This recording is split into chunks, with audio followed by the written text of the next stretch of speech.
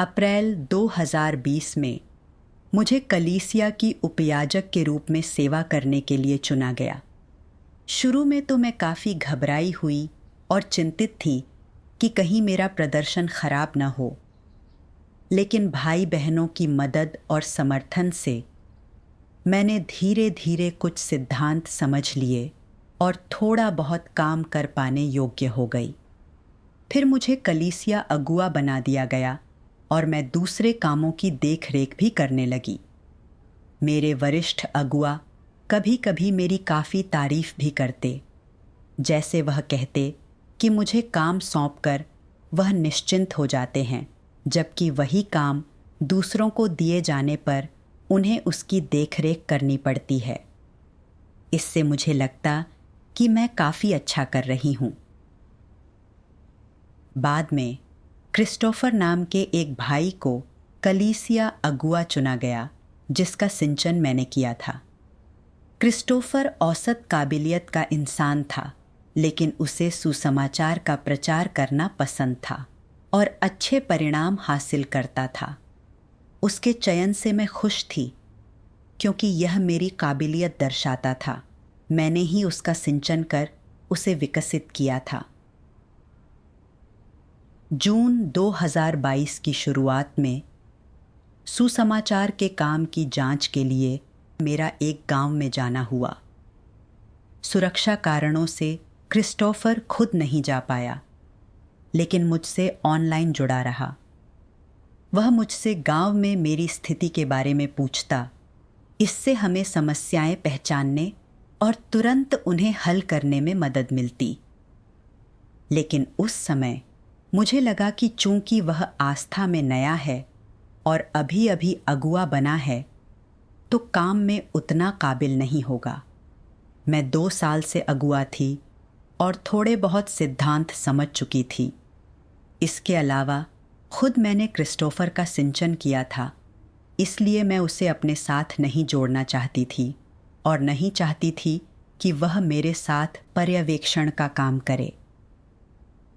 एक दिन क्रिस्टोफर ने मुझे एक संदेश भेजा। गांव को आगे बढ़ाने को लेकर तुम्हारी क्या योजनाएं हैं? जब तुम्हारे पास समय हो तो बताना, बात करेंगे। उसका संदेश पढ़कर मुझे थोड़ा अच्छा नहीं लगा। अभी कुछ ही दिन हुए हैं और तुम मेरे काम की प्रगति भी पूछने लगे। यह सब इतनी जल्दी नहीं होता। आखिरकार मेरे पास यही एक प्रोजेक्ट थोड़ी है।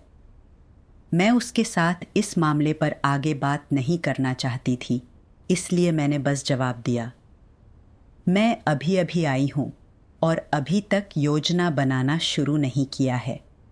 उसने जवाब दिया, तो तुम्हें जल्द से जल्द योजना बनाना शुरू कर देना चाहिए। उसका संदेश देखकर मैंने सोचा, अगर मैं किसी कम काबिलियत और कम अनुभव वाले व्यक्ति को अपना सहभागी बना लूं, तो क्या यह प्रोजेक्ट वाकई सफल हो पाएगा? यह सब सोचकर मुझे अच्छा नहीं लगा। उसके बाद जब भी क्रिस्टोफर मेरे काम की प्रगति के बारे में जानकारी लेने आता, तो मैं उसे नज़रअंदाज कर देती। मैंने उसके साथ काम के बारे में चर्चा करना बंद कर दिया। मुझे लगा इसका कोई मतलब नहीं है, आखिरकार यह सब मुझे ही करना पड़ेगा। तो मैंने गांव का सारा काम खुद ही व्यवस्थित किया। एक दिन क्रिस्टोफर ने मुझे एक संदेश भेजा। पड़ोसी गांव में कुछ नवागंतुक हैं जो गिरफ्तारी के डर से सुसमाचार का प्रचार नहीं कर पा रहे। वे पहले बहुत प्रेरित हुआ करते थे, लेकिन हाल ही में उन्होंने सभाओं में जाना बंद कर दिया है। क्या तुम जाकर उनकी कुछ सहायता कर सकती हो? जब मैंने उसका संदेश देखा तो सोचा, तुम्हें यह सब मुझे बताने की ज़रूरत नहीं है। जाहिर है उन्हें मेरा सहयोग चाहिए, लेकिन मेरे पास अभी समय नहीं है। वह गांव काफ़ी दूर पड़ता है, वहाँ जाना कोई आसान काम नहीं है। आखिर में जाना तो मुझे ही है, तुम्हें नहीं। वैसे भी तुम कुछ नहीं करते, तो तुम्हारे साथ चर्चा करने का कोई मतलब नहीं है। इन प्रोजेक्ट के लिए मेरे अपने विचार और योजनाएं हैं और मैं अपने कार्यक्रम के अनुसार आगे बढ़ूंगी।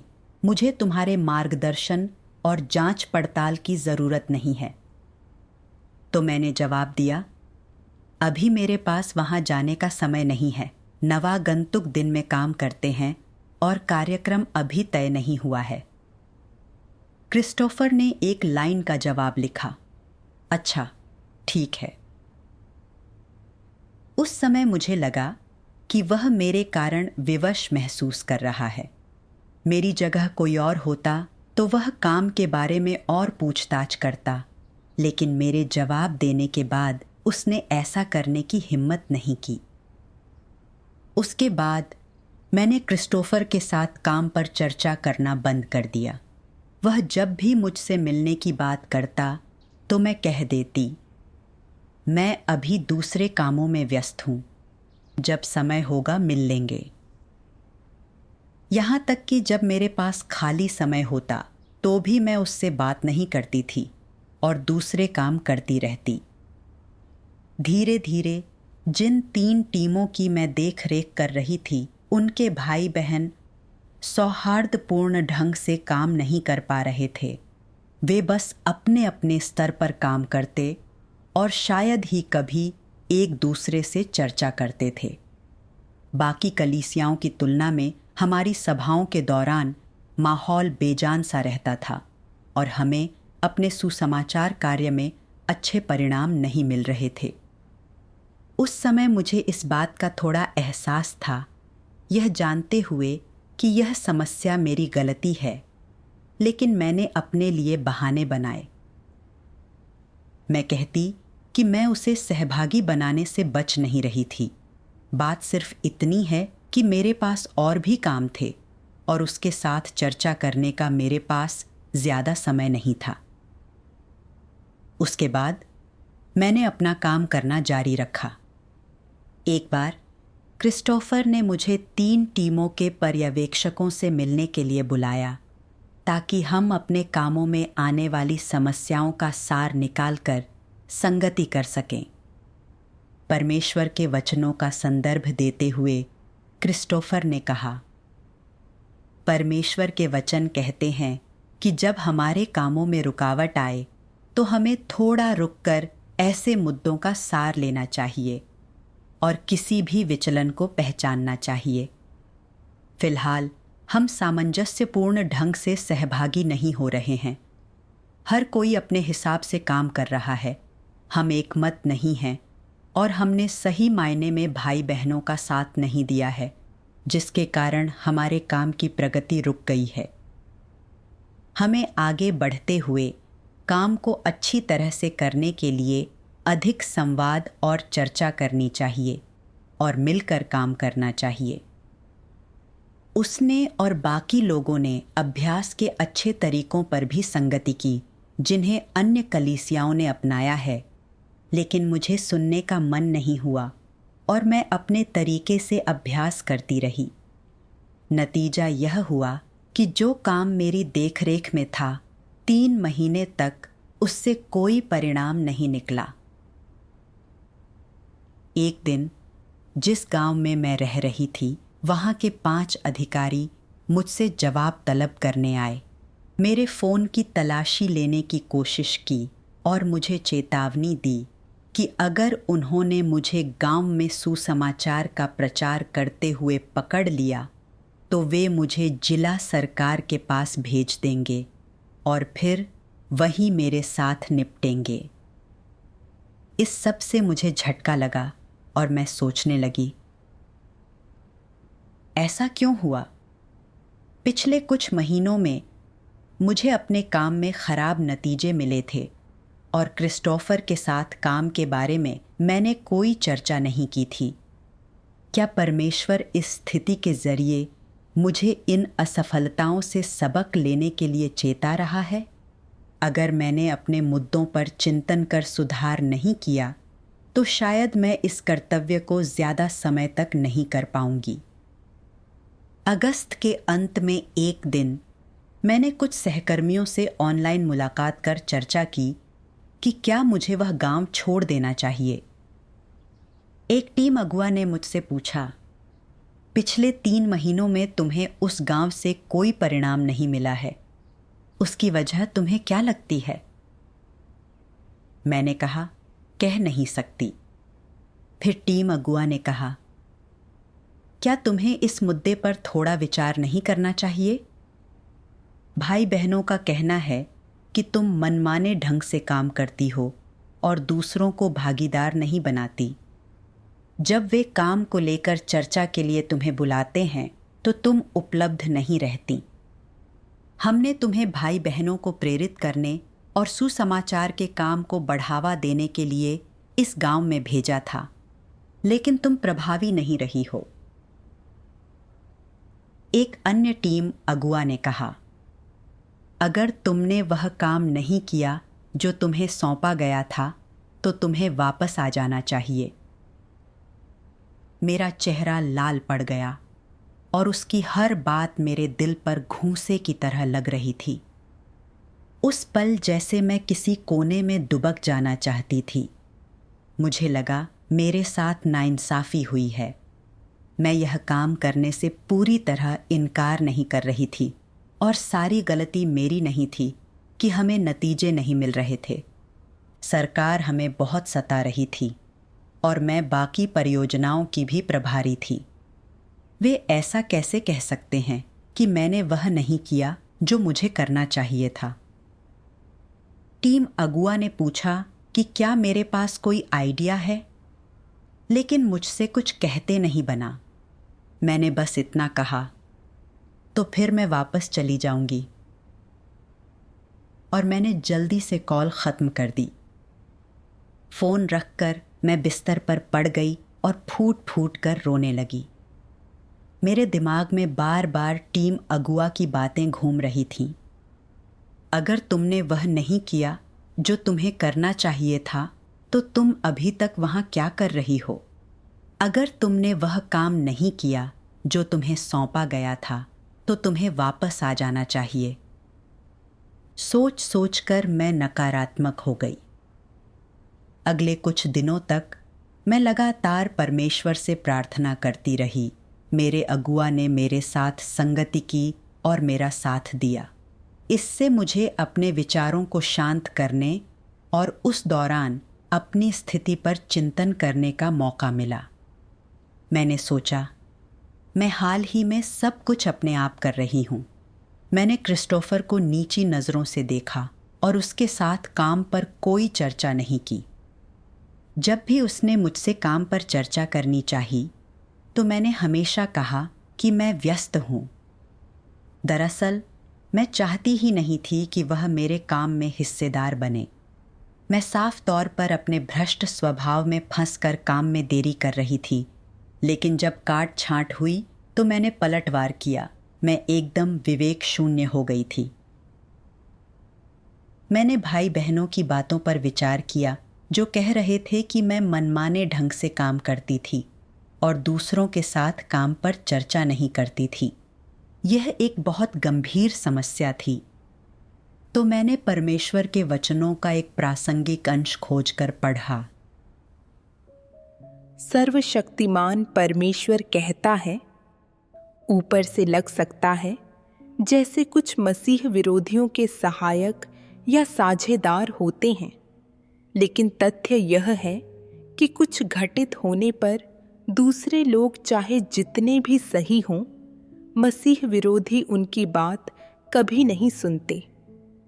उस बारे में चर्चा करना या उस पर संगति करना तो दूर, वे उस पर ध्यान भी नहीं देते हैं। वे बिल्कुल भी ध्यान नहीं देते हैं, मानो दूसरे वहां हों ही नहीं। जब मसीह विरोधी दूसरों की बातें सुनते हैं, तो वे महज खाना पूर्ति कर रहे होते हैं या दूसरों के दिखाने के लिए नाटक कर रहे होते हैं। लेकिन अंततः जब अंतिम निर्णय का समय आता है, तो फैसले मसीह विरोधी ही लेते हैं। किसी दूसरे व्यक्ति के कथन व्यर्थ होते हैं, उनके बिल्कुल भी कोई मायने नहीं होते। उदाहरण के लिए, जब दो लोग किसी काम के लिए जिम्मेदार होते हैं और उनमें से एक में मसीह विरोधी सार होता है, तो उस व्यक्ति में क्या प्रदर्शित होता है? चाहे कोई भी काम हो, वह और सिर्फ वह है जो उसकी शुरुआत करता है, जो सवाल पूछता है, जो चीज़ें सुलझाता है और जो समाधान सुझाता है। और ज़्यादातर समय वह अपने साथी को पूरी तरह से अंधेरे में रखता है। उसकी नज़र में उसका साथी क्या होता है?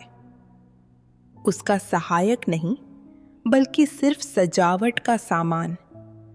मसीह विरोधी की नज़र में उनका साझेदार होता ही नहीं। जब भी कोई समस्या आती है तो मसीह विरोधी उस पर विचार करता है, और जब वह तय कर लेता है कि कार्य कैसे करना है, तो बाकी सभी को सूचित कर देता है कि उसे कैसे करना है, और किसी को उस पर सवाल नहीं उठाने दिया जाता। दूसरों के साथ उनके सहयोग का सार क्या होता है?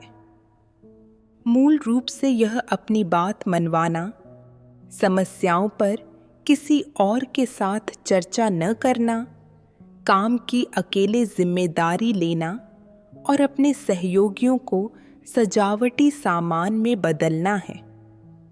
वे हमेशा अकेले ही काम करते हैं और कभी किसी के साथ सहयोग नहीं करते। वे अपने काम के बारे में कभी किसी और के साथ चर्चा या संवाद नहीं करते। वे अक्सर अकेले निर्णय लेते हैं और अकेले ही मुद्दों से निपटते हैं, और बहुत सी चीज़ों में दूसरे लोगों को काम पूरा होने के बाद ही पता चलता है कि चीज़ें कैसे पूरी हुईं या संभाली गईं। दूसरे लोग उनसे कहते हैं, सभी समस्याओं पर हमारे साथ चर्चा होनी चाहिए। तुमने उस व्यक्ति को कब संभाला था?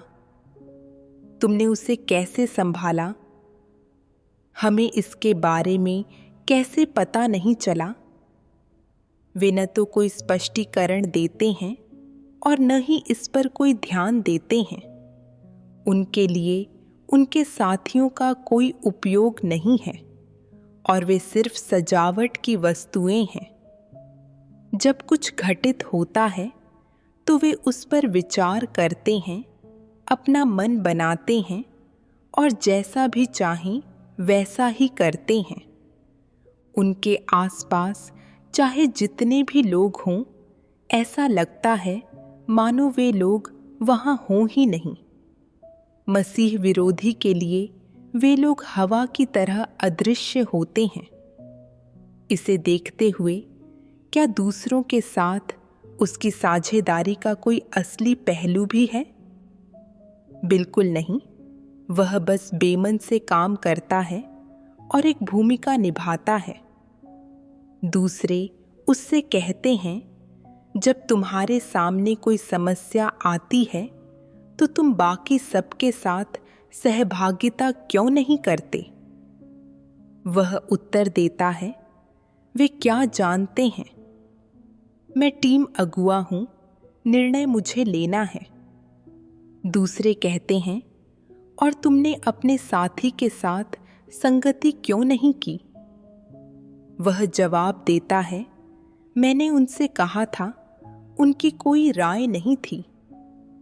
वह दूसरे लोगों की कोई राय न होने या उनके खुद सोचने में सक्षम न होने का उपयोग इस तथ्य को ढकने के बहाने के रूप में करता है कि वह खुद को ऐसे दिखा रहा है मानो वह अपने आप में एक कानून हो, और इसके बाद थोड़ा सा भी आत्मनिरीक्षण नहीं किया जाता। ऐसे व्यक्ति के लिए सत्य स्वीकारना असंभव होगा। मसीह विरोधी की प्रकृति के साथ यह एक समस्या है। परमेश्वर ने उजागर किया है कि कैसे मसीह विरोधी मनमाने ढंग से काम करते हैं, दूसरों के साथ सहयोग नहीं करते, स्वेच्छा से निर्णय लेते हैं, आखिरी निर्णय हमेशा उनका होता है। अपने सहयोगियों के साथ काम पर चर्चा नहीं करते और खुद ही निर्णय लेकर आगे बढ़ जाते हैं। वे दूसरों के अच्छे सुझाव नहीं मानते और यह सोचकर कि उनके अपने विचार बहुत अच्छे हैं, अक्सर दूसरों की उपेक्षा करते हैं। मसीह विरोधियों की नज़र में उनके साथी हवा या मंच पर मौजूद वस्तुओं की तरह होते हैं। मुझे एहसास हुआ कि मैं एक मसीह विरोधी की तरह काम कर रही थी। जब से क्रिस्टोफर मेरा सहयोगी बना था, तब से मैं उसे नाकाबिल, घटिया कार्यक्षमता वाला और तुलनात्मक रूप से अनुभवहीन मानकर हेय दृष्टि से देखती थी। मैं नहीं चाहती थी कि वह मेरी परियोजना में हिस्सेदार बने। मुझे लगता था कि मैंने उससे अधिक समय तक अगुआ के तौर पर काम किया है, उससे ज़्यादा समझती हूँ और काम की व्यवस्था स्वयं कर सकती हूँ। मुझे लगता था कि वह कोई अच्छा सुझाव नहीं दे सकता, इसलिए उसके साथ चर्चा करना व्यर्थ है। जब उसने मुझसे काम के लिए मेरी योजनाओं के बारे में पूछा तो मैंने प्रतिरोध महसूस किया। मैंने सोचा फौरन मेरी प्रगति के बारे में पूछकर वह खुद को मेरा वरिष्ठ दिखा रहा है, इसलिए मैंने उसे अनदेखा कर दिया। जब कुछ भाई बहनों ने गिरफ्तारी के डर से अपना कर्तव्य निभाने की हिम्मत नहीं की और क्रिस्टोफर ने मुझसे पूछा क्या मैंने उनके साथ संगति की है, तो वह तो बस अपनी जिम्मेदारी निभा रहा था। लेकिन मेरे अहंकार ने सोचा वह मुझे हुक्म देने वाला कौन होता है, जबकि वह खुद समस्या का समाधान नहीं कर सका। बाद में जब हम मुद्दों के सार पर चर्चा करने के लिए इकट्ठा हुए तो भाई बहनों ने अभ्यास के कुछ मार्ग बताए, लेकिन मैंने उन्हें नहीं माना, क्योंकि मैं मनमाने ढंग से काम करती थी। दूसरों के साथ भागीदारी करना या उनके सुझाव मानना मुझे पसंद नहीं था। मैं अपने काम में परिणाम लाने में लगातार नाकाम रही थी। मैं हमेशा अपनी मान्यताओं के अनुसार काम करती थी और जो मुझे सही लगता मैं वही करती। कभी दूसरों के साथ मिलकर काम नहीं किया। इसी वजह से काम में देरी हुई। मैं बुराई कर रही थी। इन बातों पर विचार करने पर मैं टीम अगुवाओं के काट छांट स्वीकार करने को तैयार हो गई। मेरा व्यवहार पहले ही कलीसिया के काम को नकारात्मक रूप से प्रभावित कर चुका था। अगर उन्होंने इस तरह से मेरी काट छांट न की होती तो मैं आत्मचिंतन न कर पाती या यह नहीं पहचान पाती कि मेरी समस्या कितनी गंभीर है। काट छांट परमेश्वर के प्रेम का एक रूप है। इसके बाद मैंने परमेश्वर से प्रार्थना और खोजने की कोशिश की कि मैं दूसरों के साथ मिलकर काम क्यों नहीं कर पाती और हमेशा अपनी बात ही ऊंची क्यों रखना चाहती हूँ। मुझे परमेश्वर के वचनों का एक अंश मिला जो वास्तव में मेरी स्थिति को दर्शाता था। सर्वशक्तिमान परमेश्वर कहता है, हो सकता है तुम लोगों ने कई वर्षों तक अपने कर्तव्य निभाए हों, लेकिन तुम्हारे जीवन प्रवेश में कोई स्पष्ट प्रगति नहीं हुई है। तुम केवल कुछ सतही सिद्धांत समझते हो और तुम्हें परमेश्वर के स्वभाव और सार का कोई सच्चा ज्ञान नहीं है। तुमने कोई उल्लेखनीय कार्य नहीं किए हैं। अगर आज तुम लोगों का यह आध्यात्मिक कद है तो तुम्हारे क्या करने की संभावना होगी? तुम लोगों में कौन सी भ्रष्टताएं प्रकट होंगी? अहंकार और दंभ। क्या तुम्हारा अहंकार और दंभ घनीभूत होंगे या अपरिवर्तित रहेंगे? वे घनीभूत होंगे। वे घनीभूत क्यों होंगे? क्योंकि हम खुद को अत्यधिक योग्य समझेंगे। और लोग किस आधार पर अपनी ही योग्यता के स्तर को परखते हैं? इस पर कि उन्होंने कोई कर्तव्य विशेष कितने वर्षों तक किया है कितना अनुभव प्राप्त किया है ना? अगर बात ऐसी है तो क्या तुम लोग धीरे धीरे वरिष्ठता को ध्यान में रखकर सोचना शुरू नहीं कर दोगे? उदाहरण के लिए, एक भाई ने कई वर्षों से परमेश्वर पर विश्वास किया है और लंबे समय तक कर्तव्य निभाया है, इसलिए वह बात करने के लिए सबसे योग्य है।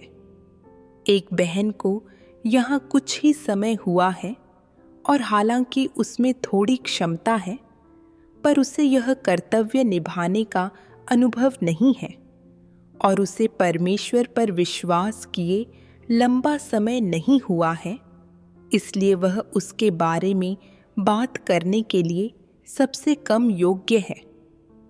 बात करने के लिए सबसे योग्य इंसान मन में सोचता है, चूंकि मेरे पास वरिष्ठता है, इसलिए इसका अर्थ है कि मेरा कर्तव्य निर्वहन मानक स्तर का है और मेरा अनुसरण अपने चरम पर है, और ऐसा कुछ नहीं है जिसके लिए मुझे प्रयास करना चाहिए या जिसमें मुझे प्रवेश करना चाहिए। मैंने यह कर्तव्य बखूबी निभाया है। मैंने यह काम कमोबेश पूरा कर दिया है। परमेश्वर को संतुष्ट होना चाहिए, और इस तरह वे बेपरवाह होने लगते हैं। क्या यह इस बात का संकेत है कि उन्होंने सत्य वास्तविकता में प्रवेश कर लिया है? उनकी तरक्की बंद हो गई है। उन्होंने अभी भी सत्य या जीवन प्राप्त नहीं किया है, और फिर भी वे खुद को अत्यधिक योग्य समझते हैं और वरिष्ठता को ध्यान में रखकर बात करते हैं और परमेश्वर द्वारा पुरस्कार की प्रतीक्षा करते हैं। क्या यह अहंकारी स्वभाव का खुलासा नहीं है? जब लोग अत्यधिक योग्य नहीं होते तो वे सतर्क रहना जानते हैं। वे खुद को गलतियां न करने की याद दिलाते हैं। जब वे खुद को अत्यधिक योग्य मान लेते हैं तो वे अहंकारी हो जाते हैं, अपने बारे में ऊंची राय रखना शुरू कर देते हैं और उनके बेपरवाह होने की संभावना होती है। ऐसे समय क्या यह संभव नहीं कि वे परमेश्वर से पुरस्कार और मुकुट मांगें, जैसा कि पौलुस ने किया था? इंसान और परमेश्वर के बीच क्या संबंध है? यह सृजनकर्ता और सृजित प्राणियों के बीच का संबंध नहीं है। यह एक लेन देन के संबंध से ज्यादा कुछ नहीं है। और जब ऐसा होता है तो लोगों का परमेश्वर के साथ कोई संबंध नहीं होता, और संभव है कि परमेश्वर उनसे अपना चेहरा छिपा ले, जो एक खतरनाक संकेत है। परमेश्वर ने इस बात को उजागर किया है कि अगर कोई व्यक्ति सत्य का अनुसरण नहीं करता और स्वयं को नहीं जानता, तो वह सोचने लगता है कि कुछ समय तक कर्तव्य करके उसके पास पूंजी और अनुभव आ गया है, और वह अपनी वरिष्ठता की धौंस जमाकर दूसरों को नीचा दिखाने लगता है, अहंकार में फूल जाता है, सत्य सिद्धांत खोजने में नाकाम रहता है, अपने कामों में दूसरों को भागीदार नहीं बनाता, मनमाने ढंग से स्वेच्छानुसार काम करता है और परमेश्वर विरोधी मार्ग पर चलने लगता है। जब से मैंने आस्था में प्रवेश किया, मैंने हमेशा कर्तव्य किया और 2 साल तक अगुआ रही। मुझे लगा कि मैं लंबे समय से आस्था में हूँ, मेरे पास अच्छा कार्यक्षमता है और मुझे काम का थोड़ा बहुत अनुभव भी है, तो मैं अहंकारी हो गई। मैं दूसरों को विकसित करने और उनके काम की जांच करने में बहुत खुश थी, लेकिन जब क्रिस्टोफर मेरा भागीदार बन गया और मेरे काम में हिस्सा लेने लगा तो मुझे पसंद नहीं आया। मैंने सोचा कि मैंने ही उसका सिंचन कर उसे विकसित किया है। वह मेरे जितना काबिल नहीं है। वह अभी शुरुआत ही कर रहा है और ज़्यादा अनुभवी भी नहीं है। इसलिए मैं नहीं चाहती थी कि वह मेरे काम का हिस्सा बने।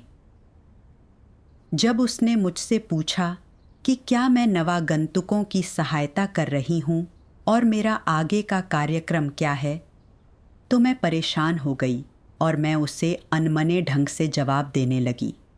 मुझे नहीं लगा कि उसके साथ चर्चा करना ज़रूरी है, और अगर मैं करती भी तो उसके पास कोई सार्थक सुझाव न होता।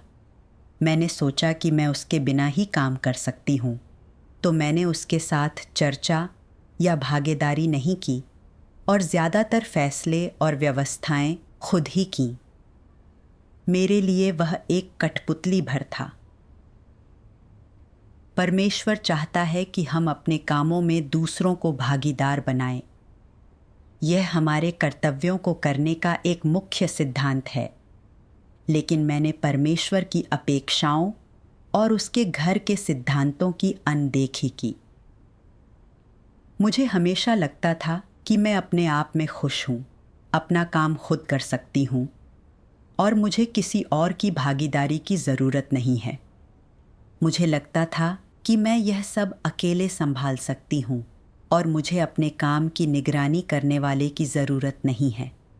मैं कितनी घमंडी और दंभी थी। मेरे अहंकारी स्वभाव के कारण मुझ में दूसरों के प्रति कोई सम्मान नहीं रहा और मेरे दिल में परमेश्वर के लिए कोई जगह नहीं थी। मुझ में परमेश्वर का भय मानने वाला हृदय नहीं था और मैं परमेश्वर के प्रति शत्रुता के मार्ग पर चल रही थी। जब मैं पहली बार गांव में आई तो मुझ में अटूट आस्था थी और मैं परमेश्वर को संतुष्ट करने के लिए काम करना चाहती थी।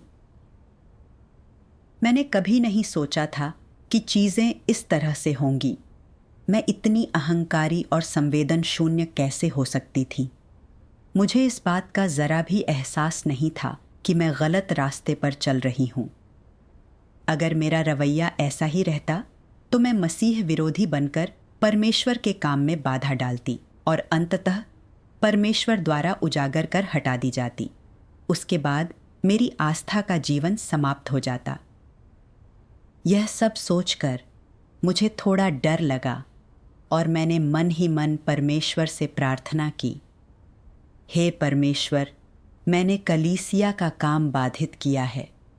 अब मैंने अपनी भ्रष्टता और समस्याओं की गंभीरता को पहचान लिया है। मैं पश्चाताप करना चाहती हूँ और अपने भ्रष्ट स्वभाव से तेरा विरोध नहीं करना चाहती। फिर मुझे परमेश्वर के वचनों का एक और अंश मिला। सर्वशक्तिमान परमेश्वर कहता है, परमेश्वर के घर में तुम चाहे जो भी करते हो, तुम अपने खुद के उपक्रम में भाग नहीं ले रहे हो। यह परमेश्वर के घर का काम है, यह परमेश्वर का काम है। तुम्हें इस ज्ञान और जागरूकता को लगातार ध्यान में रखना होगा और कहना होगा, यह मेरा अपना मामला नहीं है। मैं अपना कर्तव्य निभा रहा हूँ और अपनी जिम्मेदारी पूरी कर रहा हूँ। मैं कलीसिया का काम कर रहा हूँ। यह काम मुझे परमेश्वर ने सौंपा है और मैं इसे उसके लिए कर रहा हूँ। यह मेरा कर्तव्य है, कोई निजी मामला नहीं है। यह पहली बात है जो लोगों को समझ लेनी चाहिए। यदि तुम किसी कर्तव्य को अपना निजी मामला मान लेते हो, अपने कार्य करते हुए सत्य सिद्धांत नहीं खोजते और उसे अपने निजी उद्देश्यों, विचारों और एजेंडे के अनुसार कार्यान्वित करते हो, तो बहुत संभव है कि तुम गलतियां करोगे। अगर तुम अपने कर्तव्य और अपने निजी मामलों में स्पष्ट अंतर कर लेते हो और जानते हो कि यह कर्तव्य है, तो तुम्हें कैसे कार्य करना चाहिए? परमेश्वर की अपेक्षाओं और सिद्धांतों को खोजना चाहिए। बिल्कुल सही। यदि तुम्हारे साथ कुछ हो जाए और तुम्हें सत्य न समझ आए और तुम्हें कुछ समझ आ रहा है, लेकिन चीज़ें अभी भी तुम्हारे लिए स्पष्ट नहीं हैं, तो तुम्हें संगति के लिए किसी ऐसे भाई बहनों को खोजना चाहिए जो सत्य को समझते हों। यह सत्य खोजना है और सबसे पहले अपने कर्तव्य के प्रति तुम्हारा रवैया यही होना चाहिए। तुम्हें जो उचित लगे उसके आधार पर तुम्हें चीज़ों का फैसला नहीं करना चाहिए। हथौड़ा उठाया और मेज़ पर ठोक कर कहा कि मामला खत्म। इससे समस्याएं आसानी से पैदा हो जाती हैं। परमेश्वर इस बात से वास्ता नहीं रखता कि तुम्हारे साथ हर दिन क्या होता है, तुम कितना काम करते हो, कितनी मेहनत करते हो। वह सिर्फ यह देखता है कि इन चीज़ों के प्रति तुम्हारा रवैया क्या है और तुम इन चीज़ों को जिस रवैये और तरीके से करते हो उसका संबंध किससे है। इसका संबंध तुम्हारे सत्य का अनुसरण करने या न करने के साथ ही तुम्हारे जीवन प्रवेश से भी है। परमेश्वर तुम्हारे जीवन प्रवेश को देखता है। तुम जिस मार्ग पर चलते हो उसे देखता है। अगर तुम सत्य के अनुसरण के मार्ग पर चलते हो, तुम जीवन प्रवेश कर चुके हो, तो तुम कर्तव्य निभाते समय दूसरों के साथ मिलजुल कर सहयोग कर सकोगे और अपना कर्तव्य समुचित रूप से पूरा कर लोगे। परमेश्वर के वचन एकदम स्पष्ट हैं। परमेश्वर के घर में कार्य करने का मतलब यह नहीं है कि हम अपनी मर्जी से काम करें और उसमें दूसरे लोगों की कोई भागीदारी न हो। हमारा कर्तव्य परमेश्वर के घर के काम का एक हिस्सा है। अगर हम मनमाने ढंग से काम करेंगे और सहयोग नहीं करेंगे तो हम काम को बाधित कर उसमें रुकावट डालेंगे।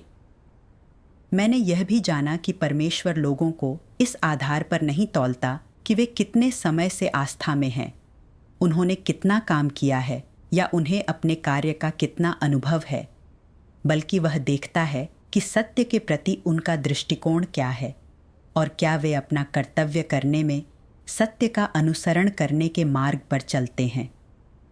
अगर मैं सत्य की खोज न करूं, दूसरों के अच्छे सुझाव न स्वीकारूं और हमेशा अपनी बात ही ऊपर रखूं, तो मुझे अपने कार्य के अच्छे परिणाम नहीं मिलेंगे।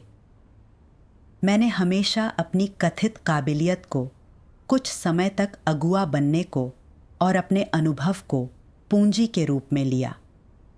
मैंने सोचा कि इन योग्यताओं के साथ मैं अपना कर्तव्य अच्छी तरह से पूरा कर पाऊंगी। सच तो यह है कि उस अनुभव और काबिलियत का मतलब यह नहीं था कि मुझ में सत्य सिद्धांत हैं।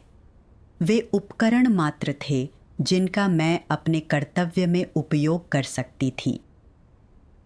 मुझे एहसास हुआ कि मैंने अनुभव और काबिलियत को सत्य सिद्धांत समझ लिया और सोचा कि मैंने सत्य समझ लिया है और सिद्धांत के अनुसार काम किया है। मैं अहंकारी होती चली गई, भाई बहनों को हेय दृष्टि से देखने लगी और मनमानी करने लगी। नतीजतन 3 महीने बाद भी मैं अपने काम में कोई परिणाम हासिल नहीं कर पाई। मुझे एहसास हुआ कि अपने कर्तव्य को अच्छे से निभाने के लिए यह मायने नहीं रखता कि आप कितने समय से विश्वासी हैं, आपने पहले कितना योगदान दिया है या आपके पास कितना अनुभव है। अहम यह है कि सत्य की खोज करें, सिद्धांत के अनुसार कार्य करें और दूसरों के साथ सामंजस्यपूर्ण तरीके से भागीदारी करें। फिर मैंने परमेश्वर के वचनों के 2 और अंश पढ़े जिनसे मुझे दूसरों के साथ सामंजस्यपूर्ण तरीके से भागीदारी करने का एक स्पष्ट मार्ग मिला। सर्वशक्तिमान परमेश्वर कहता है, सामंजस्यपूर्ण सहयोग में कई चीज़ें शामिल होती हैं। कम से कम इन कई चीज़ों में से एक है दूसरों को बोलने देना और विभिन्न सुझाव देने देना। अगर तुम वास्तव में विवेकशील हो तो चाहे तुम जिस भी तरह का काम करते हो, तुम्हें पहले सत्य सिद्धांतों की खोज करना सीखना चाहिए और तुम्हें दूसरों की राय लेने की पहल भी करनी चाहिए। अगर तुम हर सुझाव गंभीरता से लेते हो और फिर एक दिल होकर समस्याएं हल करते हो, तो तुम अनिवार्य रूप से सामंजस्यपूर्ण सहयोग प्राप्त करोगे। इस तरह तुम्हें अपने कर्तव्य में बहुत कम कठिनाइयों का सामना करना पड़ेगा। चाहे जो भी समस्याएं आएं, उन्हें हल करना और उनसे निपटना आसान होगा। सामंजस्यपूर्ण सहयोग का यह परिणाम होता है। कभी कभी छोटी छोटी बातों पर विवाद हो जाते हैं, लेकिन अगर काम पर उनका असर नहीं पड़ता तो कोई समस्या नहीं होगी। लेकिन महत्वपूर्ण मामलों और कलीसिया के काम से जुड़े प्रमुख मामलों में तुम्हें आम सहमति पर पहुंचना चाहिए और उन्हें हल करने के लिए सत्य खोजना चाहिए। तुम्हें अगुवाई की उपाधियां छोड़नी होंगी, रुतबे की गंदी अकड़ छोड़नी होगी, खुद को एक साधारण व्यक्ति समझना होगा, दूसरों के समान स्तर पर खड़े होना होगा और अपने कर्तव्य के प्रति एक जिम्मेदार रवैया रखना होगा। अगर तुम हमेशा अपने कर्तव्य को एक आधिकारिक पदवी और रुतबा या एक तरह की प्रतिष्ठा समझते हो और कल्पना करते हो कि दूसरे लोग काम करने और तुम्हारे पद की सेवा के लिए हैं, तो यह तकलीफ देह है और परमेश्वर तुमसे नफरत और घृणा करेगा। अगर तुम मानते हो कि तुम दूसरों के बराबर हो, तो तुम्हारे पास परमेश्वर की ओर से थोड़ा ज्यादा आदेश और जिम्मेदारी है। अगर तुम खुद को उनके साथ समान स्तर पर रखना सीख सको, यहाँ तक कि झुककर पूछ सको कि दूसरे लोग क्या सोचते हैं, और अगर तुम ईमानदारी, बारीकी और ध्यान से उनकी बात सुन सको, तो तुम दूसरों के साथ सामंजस्य में सहयोग करोगे। इस सामंजस्यपूर्ण सहयोग का क्या परिणाम होगा? परिणाम बहुत बड़ा है। तुम वे चीजें प्राप्त करोगे जो तुम्हारे पास पहले कभी नहीं थीं, जो सत्य की रोशनी और जीवन की वास्तविकताएं हैं। तुम्हें दूसरों की योग्यताओं का पता लगेगा और तुम उनकी खूबियों से सीखोगे। कुछ और भी है, तुम दूसरे लोगों को मूर्ख, मंदबुद्धि, नासमझ, अपने से कमतर समझते हो, लेकिन जब तुम उनकी राय सुनोगे या दूसरे लोग तुमसे खुलकर बात करेंगे, तो अनजाने ही तुम्हें पता चलेगा कि कोई भी उतना साधारण नहीं है जितना तुम समझते हो, कि हर व्यक्ति भिन्न विचार और मत पेश कर सकता है और सबकी अपनी खूबियां होती हैं। अगर तुम सामंजस्यपूर्ण ढंग से सहयोग करना सीखते हो, तो दूसरों की खूबियों से सीखने में मदद करने के अलावा यह तुम्हारे अहंकार और आत्मतुष्टि को प्रकट कर सकता है और तुम्हें यह कल्पना करने से रोक सकता है कि तुम चतुर हो। जब तुम खुद को बाकी सबसे ज्यादा होशियार और बेहतर नहीं मानते, तो तुम इस आत्ममुग्धता और आत्म प्रशंसा की अवस्था में रहना बंद कर दोगे और यह तुम्हारी रक्षा करेगा, है ना? दूसरों के साथ सहयोग करने से तुम्हें ऐसा सबक सीखना और यह लाभ प्राप्त करना चाहिए। क्या तुम लोगों को लगता है कि कोई भी पूर्ण है? लोग चाहे जितने शक्तिशाली हों या चाहे जितने सक्षम और प्रतिभाशाली हों, फिर भी वे पूर्ण नहीं हैं। लोगों को यह मानना चाहिए यह तथ्य है और यह वह दृष्टिकोण है जो उन्हें अपनी योग्यताओं और क्षमताओं या दोषों के प्रति रखना चाहिए। यह वह तार्किकता है जो लोगों के पास होनी चाहिए। ऐसी तार्किकता के साथ तुम अपनी शक्तियों और कमजोरियों के साथ साथ दूसरों की शक्तियों और कमजोरियों से भी उचित ढंग से निपट सकते हो और इसके बल पर तुम उनके साथ सौहार्दपूर्वक कार्य कर पाओगे। यदि तुम सत्य के इस पहलू को समझ गए हो और सत्य वास्तविकता के इस पहलू में प्रवेश कर सकते हो तो तुम अपने भाइयों और बहनों के साथ सौहार्दपूर्वक रह सकते हो, उनकी खूबियों का लाभ उठाकर अपनी किसी भी कमजोरी की भरपाई कर सकते हो।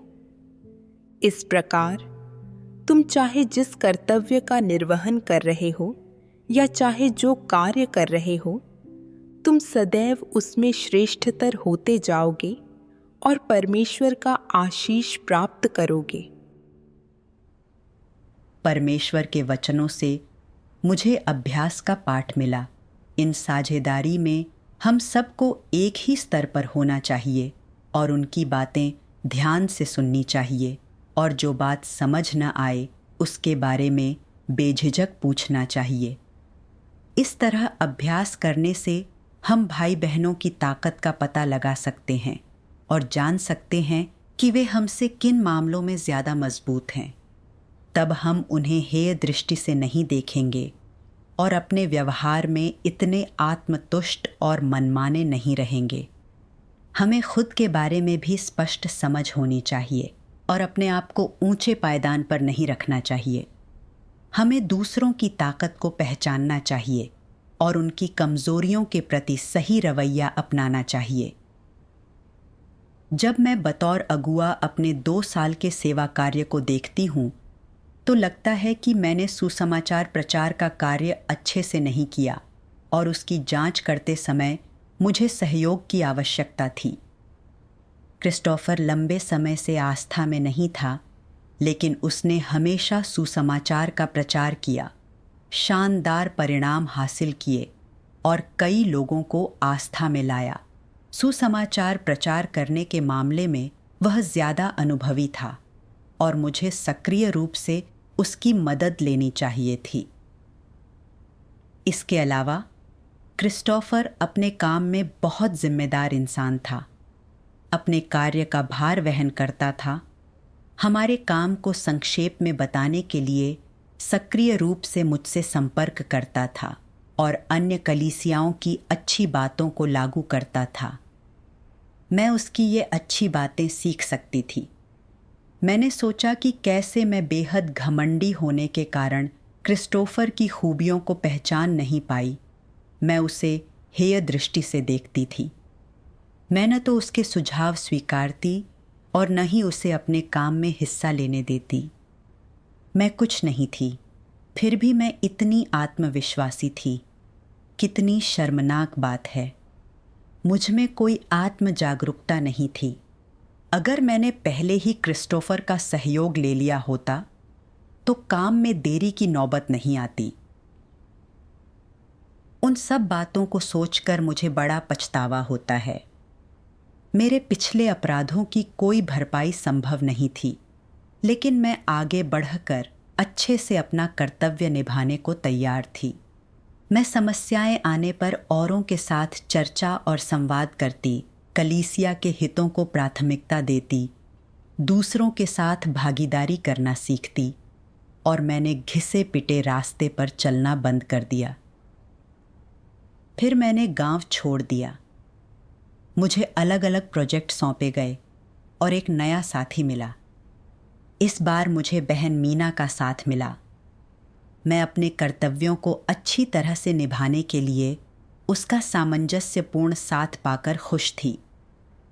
धीरे धीरे मैंने गौर करना शुरू किया कि मीना भले ही मुझसे बड़ी थी, लेकिन वह आस्था में या अपने कर्तव्य निर्वहन में उतने समय से नहीं थी जितने समय से मैं थी।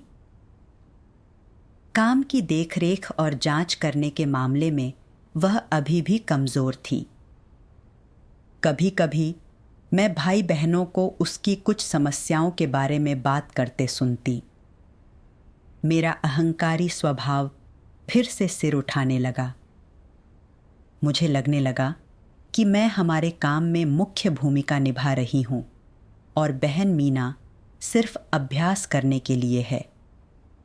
एक बार हमें एक कार्य प्रस्ताव लिखना था। हमारे अगुआ ने हमें विशेष रूप से कहा कि हम काम पर मिलकर चर्चा करें, लेकिन मैंने सोचा यह कोई मुश्किल काम नहीं है, इसे तो मैं अकेले ही आसानी से कर सकती हूँ। इस पर दोनों को काम करने की ज़रूरत नहीं है।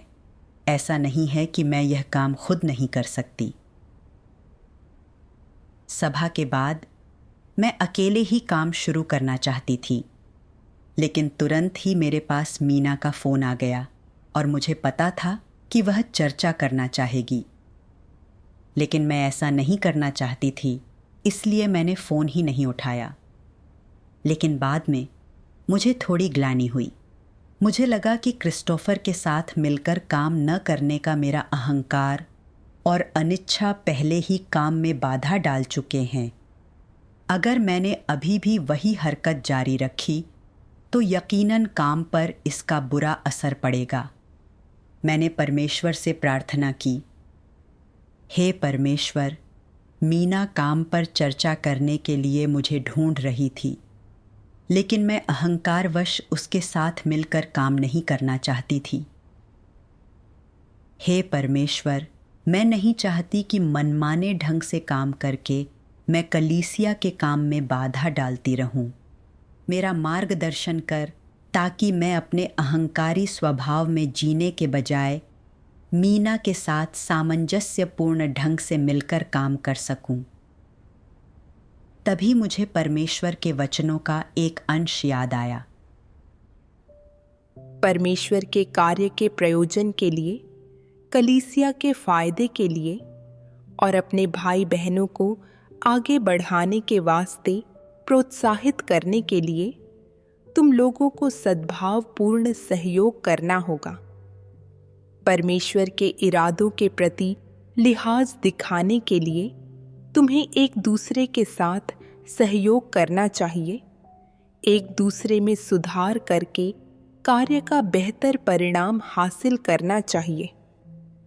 सच्चे सहयोग का यही मतलब है, और जो लोग ऐसा करेंगे सिर्फ वही सच्चा प्रवेश हासिल कर पाएंगे। परमेश्वर के वचनों ने मुझ पर गहरा प्रभाव डाला। अपना कर्तव्य अच्छे से निभाने के लिए मुझे मीना के साथ सामंजस्य बिठाना सीखना होगा और अपने अहंकारी स्वभाव के अनुसार जीना और मनमाना व्यवहार करना बंद करना होगा। उसके बाद मैंने मीना को फ़ोन किया और हमारी आगे की कार्य व्यवस्था पर चर्चा की। मीना ने अपने विचार मेरे साथ साझा किए। मुझे वे काफ़ी अच्छे लगे और मैंने उन्हें लागू किया। कुछ ही समय में हमने पहले की तुलना में कहीं ज़्यादा तेज़ी से एक योजना तैयार कर ली। मैं बेहद खुश थी। यह कोई बड़ी उपलब्धि नहीं थी, लेकिन अपने अहंकार को त्याग कर परमेश्वर के वचनों के अनुसार अभ्यास करना बहुत अच्छा लगा। उसके बाद मैंने दूसरे भाई बहनों के साथ मिलकर काम करना सीख लिया और देखा कि महीने दर महीने हमारे काम में बेहतर नतीजे मिल रहे हैं। मैंने मन ही मन परमेश्वर को धन्यवाद दिया।